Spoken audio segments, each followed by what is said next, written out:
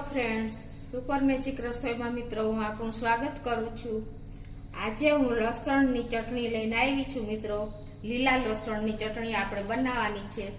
આ ચટણી આપણે આખું વર્ષ એવી ને એવી રહેશે ફ્રીજમાં રાખવાથી મિત્રો। તો તમે મારો વિડીયો છેલ્લે સુધી જોજો અને તમને મારો વિડીયો ગમે તો લાઈક કરજો, શેર કરજો અને સબસ્ક્રાઇબ કરવાનું તો ભૂલતા જ નહીં। તો આમાં શું ઇન્ગ્રેડિયન્ટ લીધા ને એ પણ હું તમને બતાવી દઉં મિત્રો। એમાં મેં અત્યારે લીલું લસણ 200 ગ્રામ લીધું છે, 100 ગ્રામ મરચા છે અને 50 ગ્રામ આપણે મેથીયો મસાલો જે આપણે અથાણાનો બોરો આવે છે ઈ લીધો છે। તમે ગળ્યા અથાણાનો કે ખાટા અથાણાનો બોરો પણ મસાલો લઈ શકો છો। અને 50 ગ્રામ મેં દેશી ગોળ લીધો છે, હળદર છે, 3 લીંબુનો રસ છે અને જોઈતા પ્રમાણમાં તેલ છે મિત્રો અને મીઠું છે। તો આટલા ઇન્ગ્રેડિયન્ટ જોશે મિત્રો। પહેલા આપણે મરચાના રફલી પીસ કરી લેશું, કેમ કે આને આપણે ક્રશ કરવાના છે।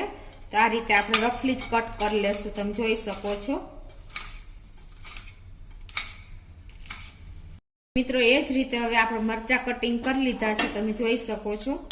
અને એ જ રીતે હવે આપણે આ લીલું લસણ પણ કટ કરી લેશું।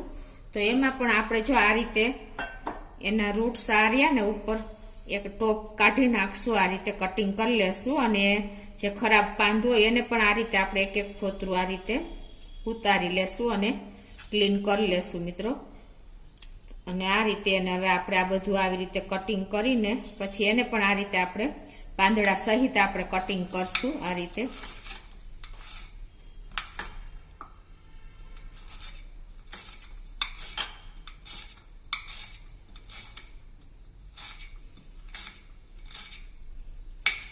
સારા પાન ત્યાં સુધી લઈ લેવાનું છે આપણે।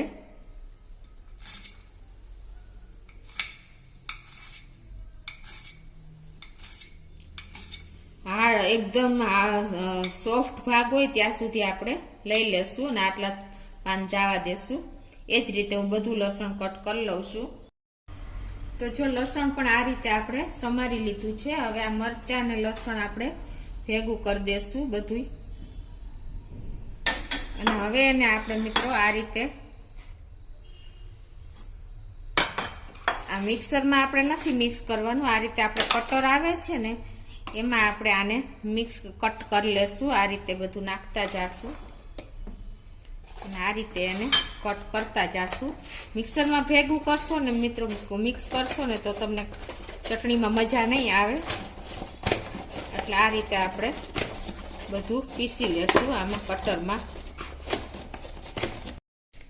તો જો આ રીતે આપણે ચીલી કટરમાં આ રીતે ફેરવી લેવાનું છે। લસણ અને મરચાના પીસ કર્યા છે આમ રફલી, એને આ રીતે આપણે પીસ કરશું, આવી રીતે ચીલી કટરમાં કટ કરશું એટલે આ રીતે સરસ આપણો તૈયાર થઈ જશે। આને મિક્સરમાં કરશો ને તો બધું ભેગું થઈ જશે અને ચટણીમાં મજા નહીં આવે, તમે જોઈ શકો છો। જો આ રીતે આપણે તૈયાર થઈ ગયું છે।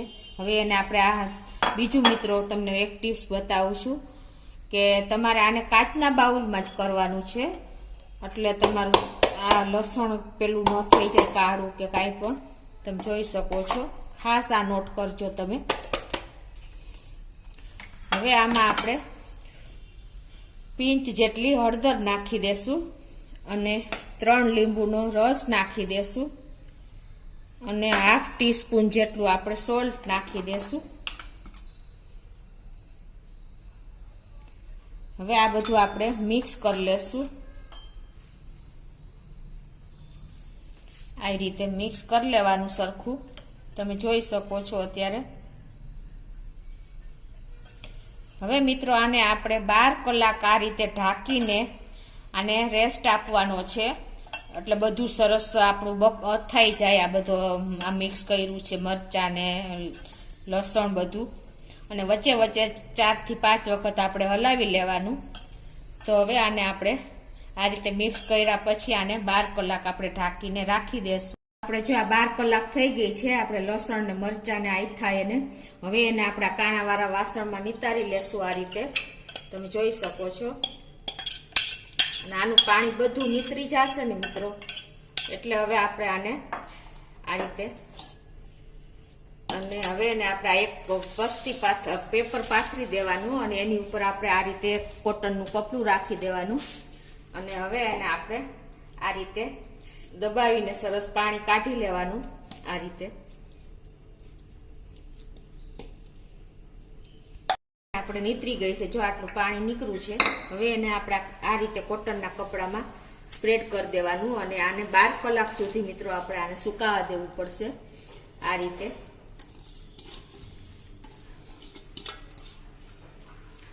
એકદમ સરસ પોળું કરીને આને 12 કલાક એકદમ સુકાઈ જાય ને પછી આપણે આગળની પ્રોસીજર કરશું.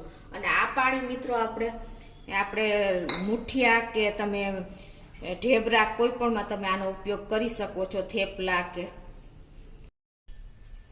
તો મિત્રો જો 12 કલાક થઈ ગઈ છે અને જો આપણું આ જે આથેલું લસણ અને આપણે જે મરચા હતા એ એકદમ સુકાઈ ગયા છે 12 કલાક થઈ. એટલે આમ જો આપણે આમાં હાથમાં રાખીશું તો હાથમાં કાંઈ ચોટતું નથી, તમે જોઈ શકો છો. તો આટલા આપણે સુકવવાના છે તો જ આપણે આખું વર્ષ આ ચટણી સારી રહેશે મિત્રો. હવે એને આપણે એક વાસણમાં લઈ લેશું.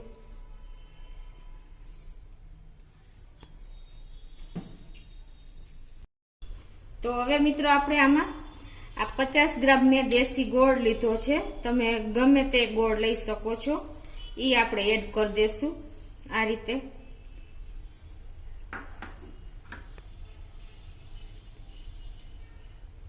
અને આ 50 ગ્રામ મેં અથાણાનો મસાલો લીધો છે. આપણે જે બોરિયા ગળા અથાણાનો પણ લઈ શકો છો અને ખાટા અથાણાનું પણ લઈ શકો છો. એ આપણે એડ કરી દેશું. અને આ બધું હવે આપણે મિક્સ કરી લેશું. અને આ જે 50 ગ્રામ આપણે મેં સિંગ તેલ લીધું છે એ હું અત્યારે જોતા પૂરતું એડ કરું છું, પછી આપણે જોઈએ એમ એડ કરતા જાશું. આ રીતે હવે આપણે આ બધું મિક્સ કરી લેશું મિત્રો. જો તમારી પાસે ભીલી ગોળ હોય કે કોઈ પણ બીજો ગોળ હોય ને તો તમારે એના એકદમ નાના કટકા કરવાના, એટલે એકદમ સરસ આપણી ચટણીમાં મેચ થઈ જાય. મેલ્ટ થતા વાર લાગશે કેમ કે આપણે આમાં લીંબુ નાખ્યું છે એટલે ખટાશ સાથે મેલ્ટ થતા બહુ ટાઈમ લાગે. મિત્રો આ ચટણી તમે આખું વર્ષ લીલા લસણની ચટણી ફ્રીજમાં રાખીને તમે એન્જોય કરી શકો છો, એટલી ટેસ્ટી થાય છે. તમે દર શિયાળામાં લસણ આવે એટલે તમને આ ચટણી યાદ આવશે જ, એટલી ટેસ્ટી બને છે. જો તમારે તેલ ઓછું નાખવું હોય તો પણ તમે નાખી શકો છો.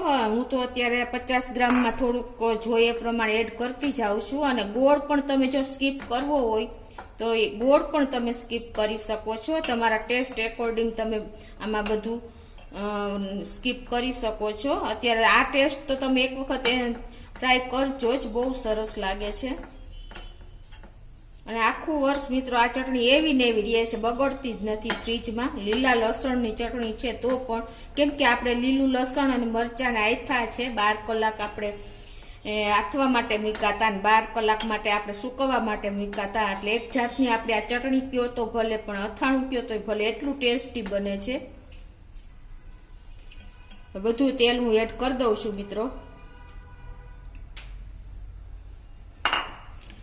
તો જો આપણી ચટણીનો કલર તમે જોવો, એનો લુક તમે જોવો, કેટલો બેસ્ટ લાગે, સરસ લાગે છે મિત્રો. તો આપણી ચટણી બનીને રેડી છે. તમે ચોક્કસ આ એક વખત તો આ લીલા લસણની ચટણીની ટ્રાય કરજો જ મિત્રો. અને કોમેન્ટમાં મને જણાવજો કે આપણી ચટણી કેવી ટેસ્ટમાં બની છે. અને તમને મારો વિડીયો ગમે તો લાઈક કરજો, શેર કરજો અને સબસ્ક્રાઈબ કરવાનું તો ભૂલતા જ નહીં.